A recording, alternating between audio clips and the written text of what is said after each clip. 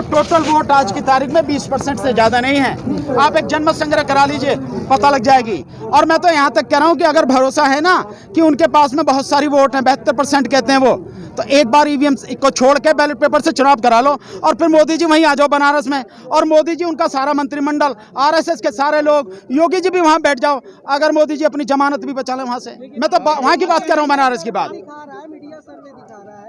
Media ने जो सर्वे दिखाया वो सर्वे मैंने भी देखा है कि 24%, 43% नीचे चली गई है। साथ में अभी 3 महीने पहले उनकी जो लोकप्रियता थी वो मात्र 8% थी, और इसीलिए 8% थी, इसीलिए उत्तर प्रदेश के चुनाव में उन्हें चेहरा नहीं बनाया जा रहा। 20% नहीं है, लेकिन दलित जो है 30% से ज्यादा, 35%। किस पे?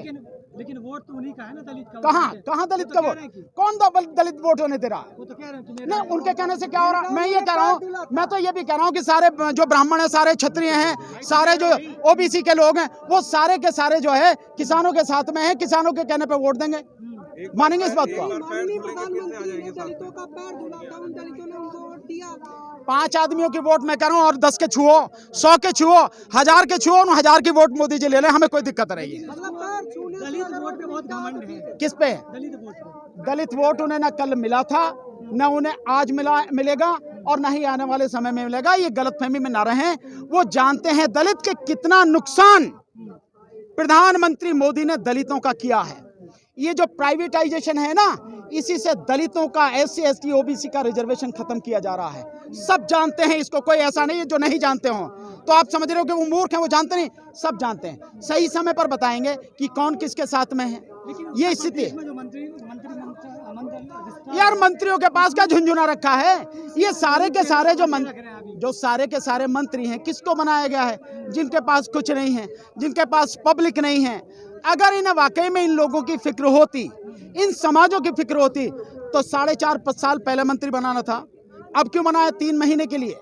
बताइए ना, इसका जवाब हैगा आपके पास या उनके पास में? डंका तो बज रहा है ना, लेकिन मोदी जी का अमेरिका में डंका तो बज देखिए, ढोल बजाने वाले भी वही हैं, ढोल बजाने वाले भी उन्हीं के हैं। वो सारे के सारे जो हैं वही हैं। तो अपने ही ढोल बजाने वाले, अपने ही प्रशंसा करने वाले, अपने ही उसका फैसला करने वाले, जो मन में आया कर लो भैया। ये कह रहा है कि ये किसान आंदोलन नहीं है, सरकार विरोधियों का जमावड़ा है। कौन कह रहा है? यार, उस दलाल और गुलाम मीडिया को जो तलवे चाटता है पर्टिकुलर व्यक्ति के, पर्टिकुलर पार्टी के, उसकी बात कर रहे हो। तुम कहते हो, तुम देखते हो, तो ये सारे के सारे किसान नहीं है क्या? ये किसान नजर नहीं आते आपको? इसमें कोई और नजर आता है आपको?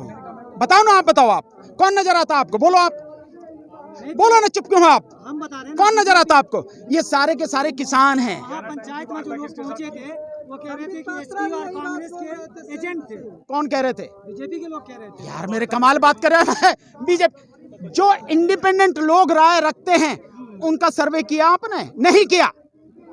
उनकी बात कर रहे हो जो अंधभक्त हैं, वो तो अपनी ही बात। मीडिया उन्हीं को दिखाते हैं। मीडिया किस मीडिया की बात कर? इसका मतलब तुम मीडिया नहीं हो? तुम मीडिया नहीं हो? तुम मीडिया नहीं हो क्या? कौन मेन स्ट्रीम मीडिया है? मेन स्ट्रीम मीडिया वो है जो जनता का सच दिखा रहा है। अगर गुलाम मीडिया ही तुम्हें मेन स्ट्रीम मीडिया लगता है तो मुझे कुछ कहना नहीं। मुझे नहीं लगता है। आप एडवोकेट होकर किसानों के समर्थन में क्यों आए? बिल्कुल आएंगे हम बिल्कुल आएंगे किसानों के समर्थन में, क्योंकि ये देश का मैं नागरिक हूं और जागरूक नागरिक हूं। और दूसरे, वकील इस कानूनों को जानता है और कानूनों को जान के समझाने की जिम्मेदारी वकीलों की है। इसलिए मैं मैदान में हूं, देश के प्रति अपना फर्ज निभा रहा हूं। यूपी चुनाव में भाजपा का विरोध करेंगे आप लोग? कमाल बात है यार, मेरे ये तो ऐलान हो गया। उन्हें वोट की चोट समझ में आती है तो उसी से समझाया जाएगा। समर्थन किसको? केवल विरोध नहीं करेंगे, उखाड़ के फेंकेंगे उन्हें। किसको जिताएंगे? वो बताएंगे मैदान में। अभी चिंता मत करो, आप जब आओगे जब बताएंगे आपको।